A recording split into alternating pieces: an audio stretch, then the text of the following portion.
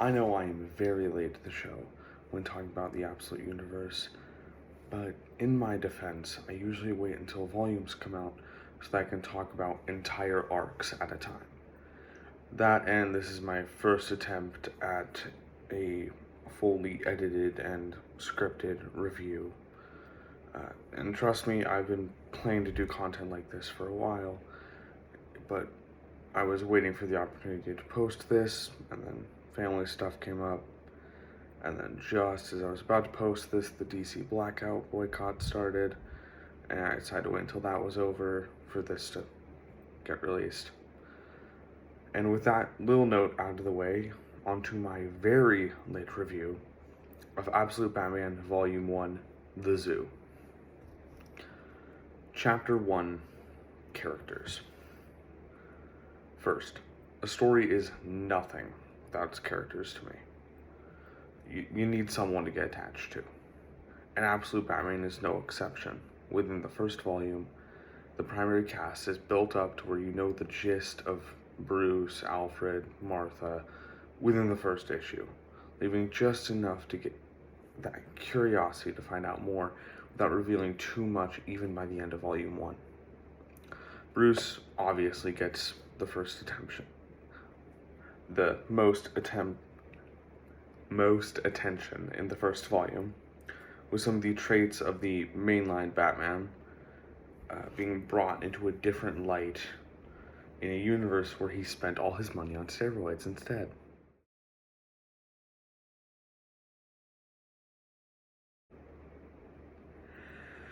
He has a personal connection to the people who will surely never be members of his rogues gallery in any way. I'm sure. You can quote me on that. Which I see as a possible explanation for why he would be more sympathetic and willing to rehabilitate his totally unrelated villains in future volumes compared to what he did to Black Mask in issue 6.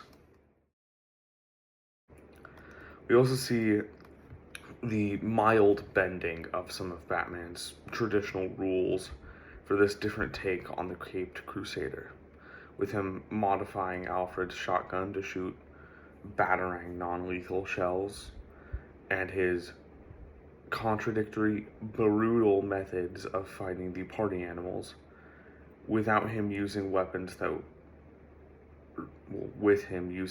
would be traditionally lethal, such as the insignia axe and spikes in his armor and the aforementioned shotgun.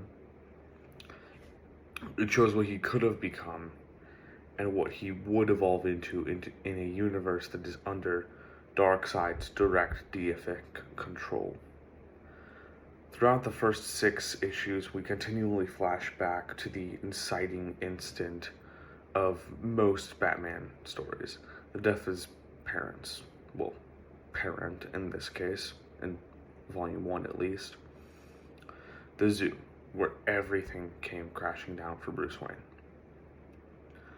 Well, the first 6 issues bring this up in order to show the kind of raw story of how Batman came to be. Every flashback had different aspects to show, be it his interest in bats, history and experience with civil engineering, and his early attempts at becoming the Dark Knight the Zoo of Gotham deserved. Well, Gotham, you know what I mean. But this shifting a little focus away from Bruce for now, I can only say so much about such a layered character in a review of 6 issues.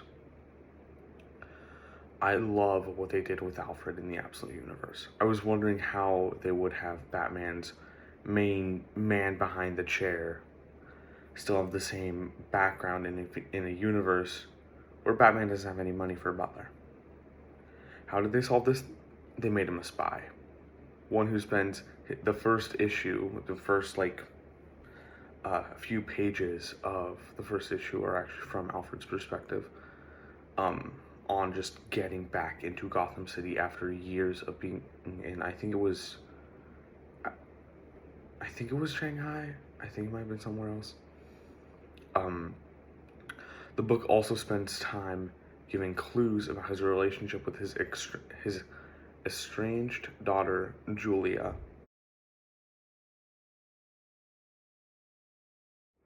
which gets tied into the climax of the arc. Now, there are plenty of characters I would like to talk about in this segment, but I believe that there will be much more depth and much more time given to the characters like Martha Wayne or the Crime Alley Kids in volumes that I have not read yet.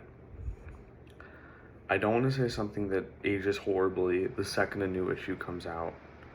So the last character I will be talking about in this review is Roman Sionis, Black Mask.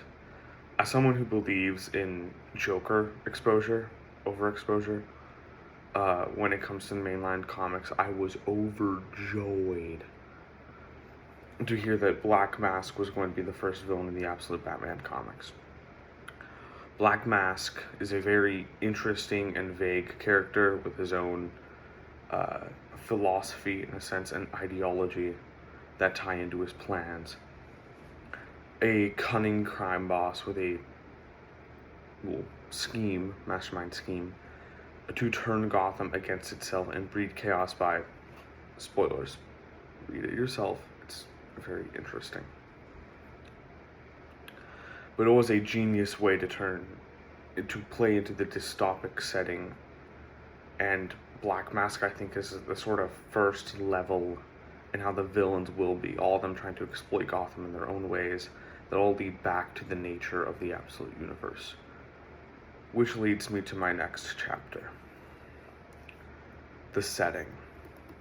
Absolute Batman perfectly integrates in the somehow even bleaker and darker Gotham into its story, with Black Mask's plan, previously mentioned, exploiting the struggles of the civilians in the city, as well as showing through flashbacks how Bruce kind of sees this, like, de-evolution of Gotham into the hellscape during the events of the story, with the incident at Gotham Zoo being what Bruce sees as the start of Gotham's fall into a place that needs this Batman.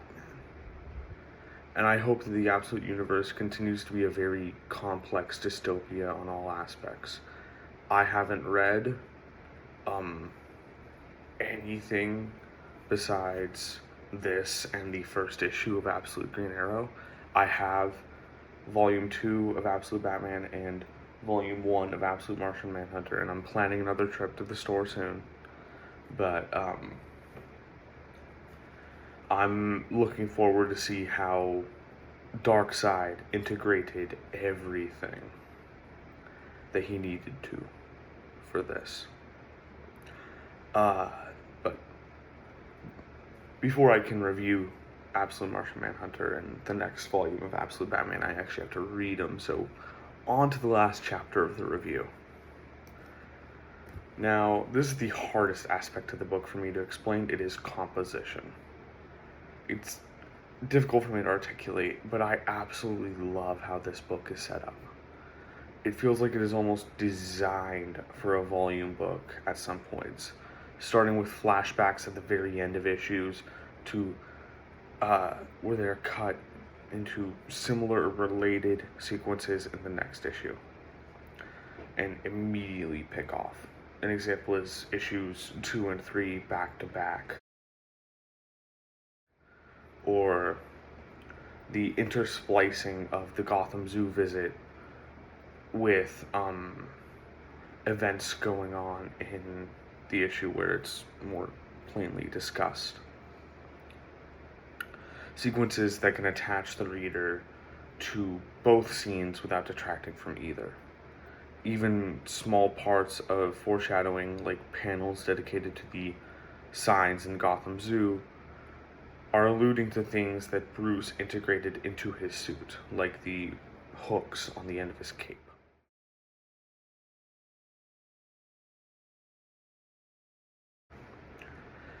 This by far the most difficult part for me to really explain. So I'll just say you should seriously read this book. I have nothing but good for it. I cannot wait to see where this story will lead, and I cannot wait to see more of Scott Snyder and the other writers of the Absolute Universe. This is only around $20 for the softcover volume, and I strongly recommend it if you're looking for a change of pace from the regular DC Universe or just something else you want to read. That's all I really have for this review. This is Silver Rogue Reviews, signing off.